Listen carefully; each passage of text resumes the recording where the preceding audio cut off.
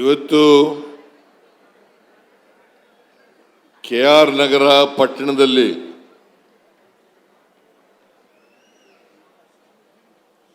ರವಿಶಂಕರ್ ಅವರ ಅಧ್ಯಕ್ಷತೆಯಲ್ಲಿ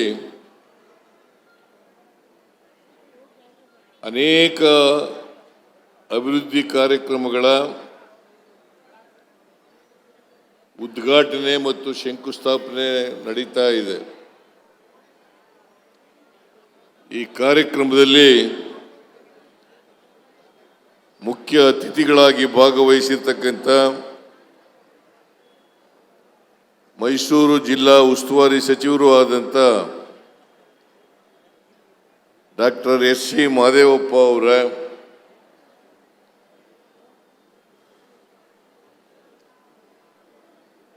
ರೇಷ್ಮೆ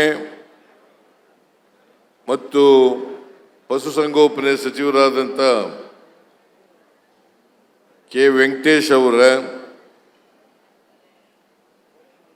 ಆರೋಗ್ಯ ಸಚಿವರಾದಂಥ ದಿನೇಶ್ ಗುಂಡೂರಾವ್ ಅವರ, ಸಣ್ಣ ನೀರಾವರಿ ಇಲಾಖೆಗಳ ಸಚಿವರಾದಂಥ ಶ್ರೀ ಬೋಸರಾಜು ಅವರ,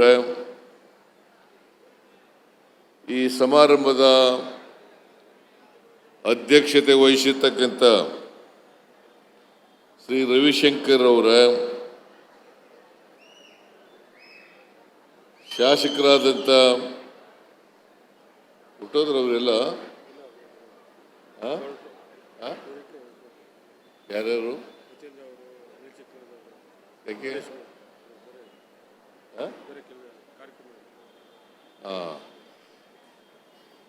ಮೇಲ್ಮನೆಯ ಸದಸ್ಯರಾದಂಥ ಡಾಕ್ಟರ್ ತಿಮ್ಮಯ್ಯ ಅವರೇ,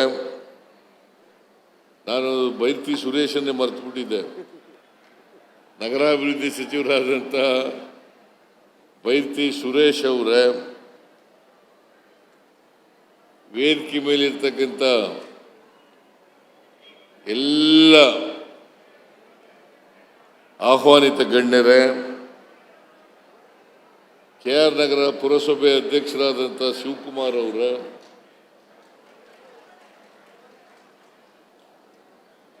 ಬಹಳ ಗ್ಯಾಲಕ್ಸಿ ಆಫ್ ಲೀಡರ್ಸ್ ಇದ್ದಾರೆ. ಮತ್ತೆ ರವಿಶಂಕರ್ ಅವರ ತಂದೆ ದೊಡ್ಡಸ್ವಾಮಿ ಗೌಡ್ರೆ,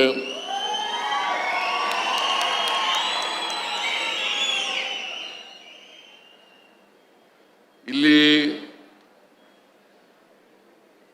ಇಷ್ಟೊಂದು ದೊಡ್ಡ ಪ್ರಮಾಣದಲ್ಲಿ ಸೇರಿರ್ತಕ್ಕಂಥ ಆತ್ಮೀಯ ಬಂಧುಗಳೇ, ತಾಯಂದಿರೇ,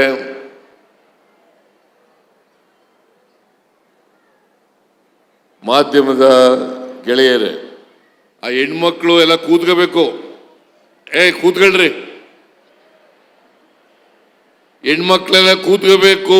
ಇನ್ನು ಅರ್ಧ ಗಂಟೆ ಸಭೆ ಮುಗೀತದೆ. ನೀವೆಲ್ಲ ಎದ್ದೋಗ್ತಾ ಇದ್ದೀರಿ ಅಂತಲೇ ಮಂತ್ರಿಗಳು ಮಹದೇವಪ್ಪನವರು, ವೆಂಕಟೇಶ್ ಅವರು, ದಿನೇಶ್ ಅವರು, ಬೋಸರಾಜು ಅವರು ಬೈರ್ತಿ ಸುರೇಶ್ ಅವ್ರು ಯಾರು ಕೂಡ ಮಾತಾಡಲಿಲ್ಲ. ಅವರೆಲ್ಲರ ಪರವಾಗಿ, ಸರ್ಕಾರದ ಪರವಾಗಿ ನಾನು ಒಬ್ಬನೇ ಮಾತನಾಡ್ತಾ ಇದ್ದೇನೆ.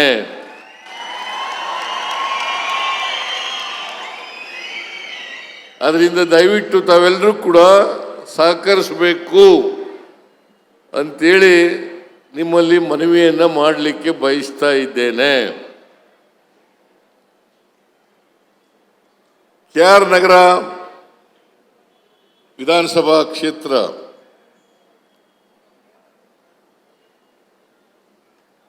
ನನಗೆ ಬಹಳ ವರ್ಷಗಳಿಂದ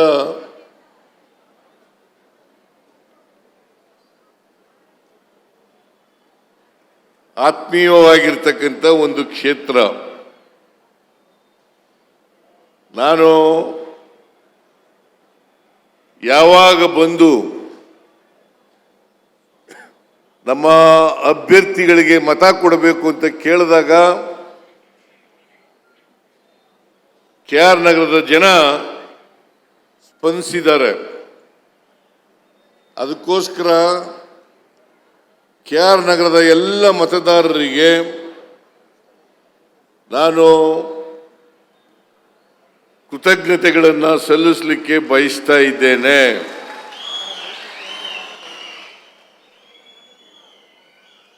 ಇವತ್ತು ಸುಮಾರು 513 ಕೋಟಿ ರೂಪಾಯಿಗಳಿಗೆ ಉದ್ಘಾಟನೆ ಮತ್ತು ಶಂಕುಸ್ಥಾಪನೆಯನ್ನ ಮಾಡ್ತಾ ಇದ್ದೇವೆ. 404 ಕೋಟಿ ರೂಪಾಯಿಗಳ ಶಂಕುಸ್ಥಾಪನೆ, ಸುಮಾರು 109 ಕೋಟಿ ರೂಪಾಯಿಗಳ ಉದ್ಘಾಟನೆ. ಈ ಕಾರ್ಯಕ್ರಮಗಳನ್ನು ಇವತ್ತು KR ನಗರ ವಿಧಾನಸಭಾ ಕ್ಷೇತ್ರದಲ್ಲಿ ಮಾಡ್ತಾ ಇದ್ದೀವಿ. ಈ ಎಲ್ಲ ಕಾರ್ಯಕ್ರಮಗಳು ಇವತ್ತು ಶಂಕುಸ್ಥಾಪನೆ ಉದ್ಘಾಟನೆ ಆಗಬೇಕಾದ್ರೆ ಅದಕ್ಕೆ ರವಿಶಂಕರ್ ಕಾರಣ ಅಂತಕ್ಕಂಥ ಮಾತುಗಳನ್ನು ಹೇಳಲಿಕ್ಕೆ ಬಯಸ್ತಾ ಇದ್ದೇನೆ. ರವಿಶಂಕರ್ ನನ್ನ ಹತ್ರ ಜಾಸ್ತಿ ಮಾತಾಡಲ್ಲ, ಅದ್ರ ಕೆಲಸ ಮಾಡಿಸ್ತಾರೆ. ಹಾಗಾಗಿ ಅಭಿವೃದ್ಧಿ ಈ ಕ್ಷೇತ್ರದಲ್ಲಿ ಮಾಡಿಸೋದ್ರಲ್ಲಿ ರವಿಶಂಕರ್ ಅವರು ಯಾವಾಗಲೂ ಕೂಡ ಮುಂದಾಗಿರ್ತಾರೆ ಅಂತಕ್ಕಂಥ ಮಾತುಗಳನ್ನು ಹೇಳಲಿಕ್ಕೆ ಬಯಸ್ತಾ ಇದ್ದೇನೆ.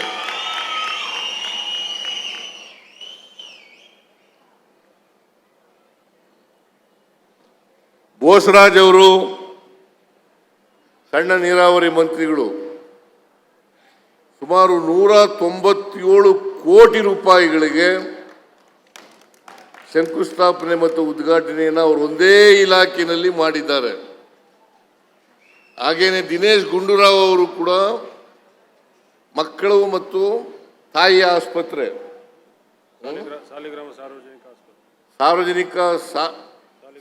ಸಾಲಿಗ್ರಾಮದಲ್ಲಿ ಸಾರ್ವಜನಿಕ ಆಸ್ಪತ್ರೆ, ಅದರ ಉದ್ಘಾಟನೆನೂ ಕೂಡ ಗುದ್ಲಿ ಪೂಜೆ ಶಂಕುಸ್ಥಾಪನೆನೂ ಕೂಡ ಮಾಡ್ತಾ ಇದ್ದೀವಿ. ನಾನು ರವಿಶಂಕರ್ಗೆ ಹೇಳಿದೆ, ಈಗ ಏನಪ್ಪ ಒಂದೇ ಸಾರಿ ಎಲ್ಲ ಮಾಡಿಸ್ತಾ ಇದೀಯಾ ಅಂತ. ನಾನು ಇಲ್ಲ ಸರ್, ನನಗೆ ಜನಗಳಿಗೆ ಮಾತು ಕೊಟ್ಬಿಟ್ಟಿದ್ದೀನಿ, ನಾವು ಮಾಡಲೇಬೇಕು ಅಂತೇಳಿ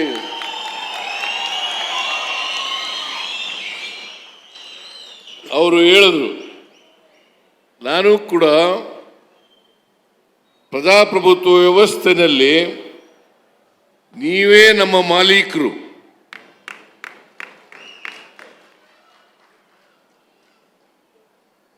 ಕ್ಷೇತ್ರದ ಅಭಿವೃದ್ಧಿ ಮಾಡ್ತಕ್ಕಂಥದ್ದು, ಜನರ ಸಮಸ್ಯೆಗಳಿಗೆ ಪರಿಹಾರವನ್ನು ಕೊಡ್ತಕ್ಕಂಥದ್ದು ಸರ್ಕಾರದ ಮತ್ತು ಶಾಸಕರ ಕರ್ತವ್ಯ ಅಂತಕ್ಕಂಥ ಮಾತುಗಳನ್ನು ಹೇಳಲಿಕ್ಕೆ ಬಯಸ್ತಾ ಇದ್ದೇನೆ. ಬಹಳ ಜನ ಟೀಕೆ ಮಾಡ್ತಾರೆ. ಏನಂತ ಟೀಕೆ ಮಾಡ್ತಾರೆ ಅಂತಂದ್ರೆ, JDSನವರು BJPಯವರು, ವಿಶೇಷವಾಗಿ BJPಯವರು JDSನವರು ಇಬ್ರು ಟೀಕೆಯನ್ನು ಮಾಡ್ತಾರೆ. ಗ್ಯಾರಂಟಿ ಯೋಜನೆಗಳನ್ನು ಈ ಸರ್ಕಾರ ಮಾಡದ್ರಿಂದ ಅಭಿವೃದ್ಧಿ ಕಾರ್ಯಕ್ರಮಗಳಿಗೆ ಈ ಸರ್ಕಾರದಲ್ಲಿ ದುಡ್ಡಿಲ್ಲ, ಹಾಗಾಗಿ ಏನೂ ಅಭಿವೃದ್ಧಿ ನಡೀತಾ ಇಲ್ಲ. ನಾನು ಅವ್ರಿಗೆ ಹೇಳ್ತೇನೆ, KR ನಗರಕ್ಕೆ ಬಂದು ನೋಡಿ.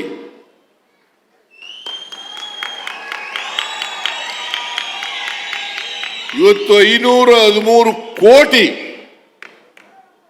ರೂಪಾಯಿಗಳಿಗೆ ಶಂಕುಸ್ಥಾಪನೆ ಉದ್ಘಾಟನೆ ಆಗ್ತಾ ಇದೆ. ಇವತ್ತು ಪಾಪರ್ ಆಗಿರ್ತಕ್ಕಂಥ ಸರ್ಕಾರ, ಹಣಕಾಸಿನ ಮುಗ್ಗಟ್ಟಿನಿಂದ ತೊಂದರೆಗೊಳಗಾಗಿರ್ತಕ್ಕಂಥ ಸರ್ಕಾರ ಇಷ್ಟೊಂದು ಅಭಿವೃದ್ಧಿ ಕಾರ್ಯಕ್ರಮಗಳನ್ನು ಮಾಡಲಿಕ್ಕೆ ಸಾಧ್ಯ ಆಗ್ತಾ ಇತ್ತಾ? ಈ ಬಿಜೆಪಿಯವರು JDS-ನವರು ಇದ್ದಾರಲ್ಲ, ಅವರು ಅಧಿಕಾರದಲ್ಲಿದ್ದಾಗ ಏನೂ ಮಾಡಲಿಲ್ಲ. ಅದರ ಟೀಕೆ ಮಾತ್ರ ಬಿಡೋದಿಲ್ಲ, ಸುಳ್ಳು ಹೇಳೋದು ಮಾತ್ರ ಬಿಡೋದಿಲ್ಲ. ಅದಕ್ಕೆ ನಿಮ್ಮ ಮುಂದೆ ಹೇಳ್ತಾ ಇದ್ದೀನಿ, ಈಗ ಬಿಜೆಪಿಯವರು JDS-ನವರು ಒಂದು ಬಹಳ ಕೆಟ್ಟದಾಗಿ ಚಾರ್ಜ್ ಶೀಟ್ ಅನ್ನ ಹಾಕಿದ್ದಾರೆ, ಚಾರ್ಜ್ ಶೀಟ್ ಅಂತ ಹೇಳಿದ್ದಾರೆ. ಅದರಲ್ಲಿ it's A full of lies, ಬರೀ ಸುಳ್ಳುಗಳೇ ಸುಳ್ಳುಗಳೇ. ಈಗ ನೀವೆಲ್ಲ ನಿಮ್ಮ ಎದುರುಗಡೆನೆ ಶಂಕುಸ್ಥಾಪನೆ ಉದ್ಘಾಟನೆ ಮಾಡಿದ್ದೀವಿ. ಇವೆಲ್ಲ ಸುಳ್ಳೇನ್ರಿ? ಅವ್ರಿಗೆ ನಾಚಿಕೆ ಆಗಲ್ವಾ? ಮಾನ ಮರ್ಯಾದೆ ಏನಾದ್ರು ಇದ್ರೆ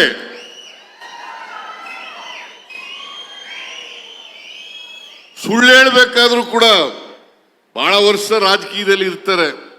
ಅಶೋಕ ಬಹಳ ವರ್ಷದಿಂದ ರಾಜಕೀಯದಲ್ಲಿ ಇರ್ತಾರೆ, ಕುಮಾರಸ್ವಾಮಿ ಬಹಳ ವರ್ಷದಿಂದ ರಾಜಕೀಯದಲ್ಲಿ ಇದ್ದಾನೆ, ಆಮೇಲೆ ಎಂಥವರು ಚೆಲುವಾದಿ ನಾರಾಯಣ ಸ್ವಾಮಿ, ವಿಜಯೇಂದ್ರ,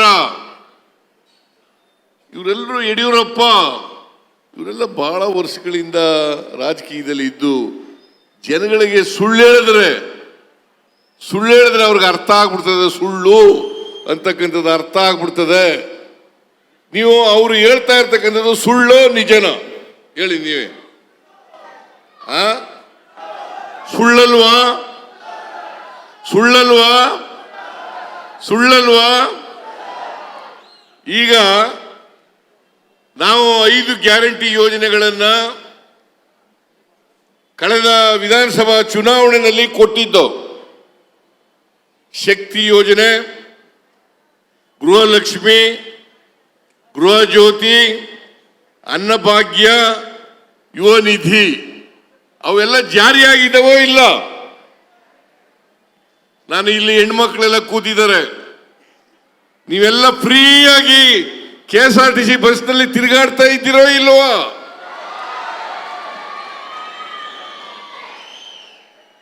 ಎಲ್ಲರೂ ಫ್ರೀಯಾಗಿ ತಿರುಗಾಡ್ತಾರೆ KSRTC ಬಸ್ನಲ್ಲಿ. ಇದನ್ನ ಸುಳ್ಳು ಅಂತ ಹೆಂಗೆ ಹೇಳ್ತಾರೆ? ಯಾವ ನಾಲ್ಗೆನಲ್ಲಿ ಹೇಳ್ತಾರೆ ಅವರು? ಕರ್ನಾಟಕದಲ್ಲಿ 7 ಕೋಟಿ ಜನರಿದ್ದಾರೆ. 7 ಕೋಟಿ ಜನರಲ್ಲಿ 3.5 ಕೋಟಿ ಮಹಿಳೆಯರಿದ್ದಾರೆ. ಆ 3.5 ಕೋಟಿ ಮಹಿಳೆಯರು ಕೂಡ ಯಾವುದೇ ಧರ್ಮ ಇಲ್ಲೇನೆ, ಯಾವುದೇ ಜಾತಿ ಇಲ್ಲೇನೆ, ಯಾವುದೇ ಅಂತಸ್ತಿಲ್ಲೇನೆ, ಶ್ರೀಮಂತರು ಬಡವರು ಅನ್ನೋದಿಲ್ಲ, ಎಲ್ಲ ಮಹಿಳೆಯರು ಕೂಡ ಫ್ರೀಯಾಗಿ ಬಸ್ನಲ್ಲಿ ತಿರುಗಾಡಬಹುದು.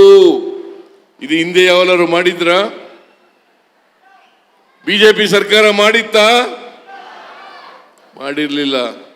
ಇವತ್ತು ಸುಮಾರು 500 ಕೋಟಿ ಮಹಿಳೆಯರು ಫ್ರೀಯಾಗಿ ಬಸ್ನಲ್ಲಿ ಓಡಾಡಿದ್ದಾರೆ. ಪ್ರತಿದಿನ ಸುಮಾರು 60 ರಿಂದ 65 ಲಕ್ಷ ಜನ ಮಹಿಳೆಯರು ಇವತ್ತು ಬಸ್ನಲ್ಲಿ ಫ್ರೀಯಾಗಿ ಓಡಾಡ್ತಾ ಇದ್ದಾರೆ. ಅವ್ರ ನೆಂಟರ ಮನೆಗಳಿಗೆ ಹೋಗ್ಬೋದು, ಅವ್ರು ಕೆಲಸ ಮಾಡ್ತಕ್ಕಂಥ ಜಾಗಗಳಿಗೆ ಹೋಗ್ಬೋದು, ದೇವಸ್ಥಾನಗಳಿಗೆ ಹೋಗ್ಬೋದು, ಯಾತ್ರಾ ಸ್ಥಳಗಳಿಗೆ ಹೋಗ್ಬೋದು ಅಲ್ವಾ? ಯಾವುದೇ ಜಾಗಕ್ಕೆ ಹೋಗ್ಬೋದು. ನನಗೆ ಒಂದು ಪತ್ರ ಬರೆದಿದ್ರು, ವೀರೇಂದ್ರ ಹೆಗ್ಗಡೆಯವರು ಪತ್ರ ಬರೆದಿದ್ರು. ನಾನು ಈ ಶಕ್ತಿ ಯೋಜನೆ ಜಾರಿಯಾದ ಮೇಲೆ ಒಂದು ಪತ್ರ ಬರೆದಿದ್ರು. ಏನಂತ ಬರೆದಿದ್ರು ಅಂತಂದ್ರೆ, ಸಿದ್ದರಾಮಯ್ಯನವರೇ, ನಿಮ್ಮ ಸರ್ಕಾರ ಬಂದು, ಅವರು ಈಗ ಬಿಜೆಪಿ ರಾಜ್ಯಸಭಾ ಸದಸ್ಯರು, ಅವರು ಪತ್ರ ಬರೆದಿದ್ದದು, ನೀವು ಎಲ್ಲ ಹೆಣ್ಮಕ್ಳಿಗೆ ಫ್ರೀಯಾಗಿ ಬಸ್ನಲ್ಲಿ ತಿರುಗಾಡ್ತಕ್ಕಂಥ ಓಡಾಡ್ತಕ್ಕಂಥ ಕೆಲಸವನ್ನು ಮಾಡಿದ್ದೀರಿ. ಇದರಿಂದ ನೀವು ಫ್ರೀ ಮಾಡೋದ್ರಿಂದ ನಮ್ಮ ದೇವಸ್ಥಾನಕ್ಕೆ ಬರ್ತಕ್ಕಂಥ ಭಕ್ತಾದಿಗಳ ಸಂಖ್ಯೆ ಜಾಸ್ತಿ ಆಗಿದೆ, ದೇವಸ್ಥಾನದ ಆದಾಯ ಜಾಸ್ತಿ ಆಗಿದೆ. ಇದನ್ನ ವೀರೇಂದ್ರ ಹೆಗ್ಗಡೆಯವರು ಬರೆದಿದ್ದಂಥದ್ದು. ಆಮೇಲೆ ಇದನ್ನು ಯಾವಾಗ ಜಾರಿ ಮಾಡಿದೋ ನಾವು ಮೇ 20, 2023ರಲ್ಲಿ ಅಧಿಕಾರಕ್ಕೆ ಬಂದು ಮೊನ್ನೆ ತಾನೇ ಹೊಸಪೇಟೆನಲ್ಲಿ 2 ವರ್ಷ ತುಂಬಿದಂಥ ಕಾರ್ಯಕ್ರಮವನ್ನು ಹಮ್ಮಿಕೊಂಡಿದ್ದು. ಸುಮಾರು 3 ರಿಂದ 4 ಲಕ್ಷ ಜನ ಬಂದಿದ್ರು. 3 ರಿಂದ 4 ಲಕ್ಷ ಜನ ಬಂದಿದ್ರು. ಬಹುಶಃ ಅದು ಸರ್ಕಾರಿ ಕಾರ್ಯಕ್ರಮ, ಅಷ್ಟೊಂದು ದೊಡ್ಡ ಕಾರ್ಯಕ್ರಮ ಯಾವಾಗಲೂ ಕೂಡ ನಡೆದಿರಲಿಲ್ಲ. ನಾನು ಅದನ್ನೇ ಇದು ಬಹಳ ದೊಡ್ಡ ಕಾರ್ಯಕ್ರಮ ಅಂತೇಳಿ ಅವತ್ತು ಹೇಳಿದೆ. ಸುಮಾರು 1.5 ಲಕ್ಷ ಜನ ಒಳಗಡೆ ಬಂದಿದ್ರು. ಇನ್ನು 2 ಲಕ್ಷ ಜನ ಹೊರಗಡೆ ಇದ್ರು. ಒಳಗಡೆ ಬರಕ್ಕಾಗಲಿಲ್ಲ. ಸುಮಾರು 8-10 ಕಿಲೋಮೀಟರ್ಗಳವರೆಗೆ ಜನ ಇದ್ರು. ನಾನು ಹೇಳ್ತಾ ಇದ್ದೀನಿ, ಇವರು ಬಿಜೆಪಿಯವರು ಜನಾಕ್ರೋಶ ಕಾರ್ಯಕ್ರಮ ಮಾಡ್ತಾ ಇದ್ದೀವಿ, ಬೆಲೆಗಳೆಲ್ಲ ಏರಿಸ್ಬಿಟ್ಟಿದ್ದೀರಿ, ನಾವು ಅಭಿವೃದ್ಧಿ ಕೆಲಸಗಳು ನಡೀತಾ ಇಲ್ಲ, ಅದಕ್ಕೋಸ್ಕರ ಜನಾಕ್ರೋಶ ಕಾರ್ಯಕ್ರಮವನ್ನು ಮಾಡ್ತಾ ಇದ್ದೀವಿ. ನಾನು ಹೇಳ್ತೀನಿ, ರಾಜಕೀಯ ಕಾರಣಕ್ಕೋಸ್ಕರ ಬಿಜೆಪಿಯವ್ರಿಗೆ ಹೊಟ್ಟೆ ಉರಿ. ಯಾಕಂತಂದ್ರೆ ಅವರು 4 ವರ್ಷ ಏನೂ ಮಾಡಲಿಲ್ಲ. ನಾವು ಮೇ 20ನೇ ತಾರೀಕು ಅಧಿಕಾರಕ್ಕೆ ಬಂದು ಜೂನ್ 11ನೇ ತಾರೀಕಿಗೆ ಶಕ್ತಿ ಯೋಜನೆಯನ್ನ ಜಾರಿ ಕೊಟ್ಟು, ಜೂನ್ 11ನೇ ತಾರೀಕಿಗೆ ಶಕ್ತಿ ಯೋಜನೆಯನ್ನ ಜಾರಿ ಕೊಟ್ಟು, ಅದಲ್ಲದೆ ಜುಲೈ ತಿಂಗಳಲ್ಲಿ ಅನ್ನಭಾಗ್ಯ ಕಾರ್ಯಕ್ರಮ, ಗೃಹ ಜ್ಯೋತಿ ಕಾರ್ಯಕ್ರಮಗಳನ್ನು ಜಾರಿ ಕೊಟ್ಟು, ಆಗಸ್ಟ್ ತಿಂಗಳಲ್ಲಿ ಮೈಸೂರಿನಲ್ಲಿ ಕಾರ್ಯಕ್ರಮ ಮಾಡಿದವರು. ರಾಹುಲ್ ಗಾಂಧಿಯವರು, ಖರ್ಗೆಯವರು, DK ಶಿವಕುಮಾರ್ ಅವರು, ನಾನು ಎಲ್ಲ ಇದ್ದು, ಲಕ್ಷ್ಮೀ ಹೆಬ್ಬಾಳ್ಕರ್ ಮತ್ತೆ ನಮ್ಮ ಎಲ್ಲ ಮಿನಿಸ್ಟ್ರಿಗಳು ಕೂಡ ಇದ್ರು. ಅವತ್ತು ಆಗಸ್ಟ್ 1ನೇ ವಾರದಲ್ಲಿ ಗೃಹ ಲಕ್ಷ್ಮಿ, ಆಗಸ್ಟ್ 1ನೇ ವಾರ 2023, ಆಗ ಆ ಕಾರ್ಯಕ್ರಮವನ್ನು ಜಾರಿ ಕೊಟ್ಟು, ಯುವ ನಿಧಿ ಕಾರ್ಯಕ್ರಮವನ್ನು ಶಿವಮೊಗ್ಗದಲ್ಲಿ 2024 ಜನವರಿ ತಿಂಗಳಲ್ಲಿ ಜಾರಿ ಕೊಟ್ಟು, ಇವೆಲ್ಲಕ್ಕೂ ಎಷ್ಟು ದುಡ್ಡು ಖರ್ಚಾಯಿತು ಗೊತ್ತಾ? 52,000 ಕೋಟಿ ರೂಪಾಯಿ. 52,000 ಕೋಟಿ ರೂಪಾಯಿ. ಇಲ್ಲಿವರೆಗೆ ಗ್ಯಾರಂಟಿ ಯೋಜನೆಗಳಿಗೆ ಖರ್ಚಾಗಿರ್ತಕ್ಕಂಥ ಹಣ 90,000 ಕೋಟಿ. 90,000 ಕೋಟಿ. ಅದಲ್ಲದೆ 60,000 ಕೋಟಿಗೆ ಓಲ್ಡ್ ಏಜ್ ಪೆನ್ಷನ್ನು, ವಿಧವಾ ಪೆನ್ಷನ್ನು, ಬೇರೆ ಬೇರೆ ಪೆನ್ಷನ್ಗಳು, ವಿದ್ಯುತ್ ಶಕ್ತಿ ಸಬ್ಸಿಡಿ, ಇವನ್ನೆಲ್ಲ ಕೊಡ್ತಕ್ಕಂಥದ್ದು 1,12,000 ಕೋಟಿ ರೂಪಾಯಿಗಳಿಗೆ ನಾವು ಜನರಿಗೆ ಉಚಿತವಾಗಿ ಕೊಡ್ತಾ ಇದ್ದೀವಿ. ಈಗ ನೋಡಿ, ಇಲ್ಲಿ 2,06,00,000 ಅಗ್ರಿಕಲ್ಚರ್ ಡಿಪಾರ್ಟ್ಮೆಂಟ್ ಬೇರೆ ಬೇರೆ ಇಲಾಖೆಯಲ್ಲಿ ಸವಲತ್ತುಗಳನ್ನು ಜನರಿಗೆ ಕೊಟ್ಟಿದ್ದೇವೆ. 2,06,00,000 ರೂಪಾಯಿಗಳ ಸವಲತ್ತುಗಳನ್ನು ಜನರಿಗೆ ಕೊಟ್ಟಿದ್ದೇವೆ. ಇವೆಲ್ಲ ದುಡ್ಡಿಲ್ಲದೆ ಕೊಡಕ್ಕಾಗತ್ತಾ? ಅದರ ಒಂದು ಮಾತನ್ನ ಹೇಳಲೇಬೇಕಾಗ್ತದೆ. ಉತ್ತರ ಕರ್ನಾಟಕದಲ್ಲಿ ಈ ಸಲಕರಣೆಗಳು, ಯಂತ್ರೋಪಕರಣಗಳು, ವ್ಯವಸಾಯದ ಯಂತ್ರೋಪಕರಣಗಳು ಹೆಚ್ಚು ಬಳಸ್ತಾರೆ. ಇಲ್ಲಿ ನಮ್ಮಲ್ಲಿ ಬಳಸ್ತಕ್ಕಂಥದ್ದು ಕಡಿಮೆ. ಇಲ್ಲೂ ಕೂಡ ಯಂತ್ರೋಪಕರಣಗಳನ್ನು ಬಳಸಬೇಕು. ಕೃಷಿನಲ್ಲಿ ಹೆಚ್ಚು ಉತ್ಪಾದನೆಯನ್ನು ಮಾಡತಕ್ಕಂಥ ಕೆಲಸವನ್ನು ಮಾಡಬೇಕು. ಉತ್ತಮವಾದಂಥ ಬೀಜ ಕೊಡ್ತೀವಿ, ಗೊಬ್ಬರ ಕೊಡ್ತೀವಿ, ಔಷಧಿ ಕೊಡ್ತೀವಿ, ಯಂತ್ರೋಪಕರಣಗಳನ್ನ ಕೊಡ್ತೀವಿ. ಇದರಲ್ಲಿ ಜನರಲ್ಸ್ಗೆ ಜನರಲ್ ರೈತರಿಗೆ ಆ ಜನರಲ್ ರೈತರಿಗೆ 50 ಹೆಚ್ಚಿನ ವಿಡಿಯೋಗಳಿಗೆ ಪ್ರತಿಧ್ವನಿ ಯೂಟ್ಯೂಬ್ ಚಾನೆಲ್ ಸಬ್ಸ್ಕ್ರೈಬ್ ಮಾಡಿ, ಬೆಲ್ ಐಕಾನ್ ಕ್ಲಿಕ್ ಮಾಡಿ.